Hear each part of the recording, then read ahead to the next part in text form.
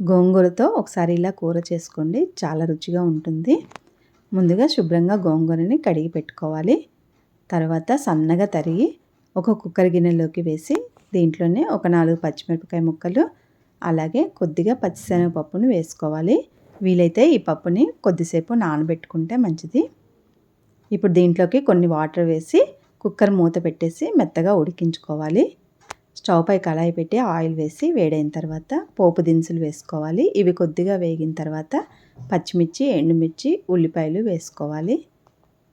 ఇవి కొంచెం కలుపుకున్న తర్వాత దీంట్లోకి 1 చెంచా వరకు అల్లం వెల్లుల్లి పేస్ట్ వేసుకొని పచ్చివాసన పోయేంత వరకు వేయించుకోవాలి. ఇప్పుడు దీంట్లోకి రుచికి తగినంతగా ఉప్పు, పసుపు, కారం వేసుకోవాలి. గోంగూర పుల్లగా ఉంటుంది కాబట్టి ఉప్పు, కారాలు కొంచెం ఎక్కువే పడతాయండి.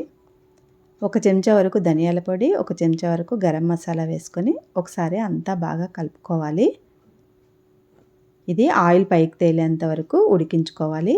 ఒకసారి ఈ విధంగా ఆయిల్ పైకి తేలిన తర్వాత మనం ఉడికించుకున్న గోంగూరను ఇందులో వేసుకొని ఒకసారి బాగా కలుపుకొని మూత పెట్టి ఒక 10 నిమిషాలు ఉడికించుకోవాలి. అవసరం అనిపిస్తే కొద్దిగా నీళ్లు వేసుకొని ఉడికించుకోవాలి. ఈ విధంగా ఉడికిన తర్వాత స్టవ్ ఆఫ్ చేసుకోవడమేనండి. చాలా రుచిగా ఉంటుంది కూర. ఒకసారి ట్రై చేయండి. నచ్చితే మాత్రం లైక్ చేయండి. Thank you.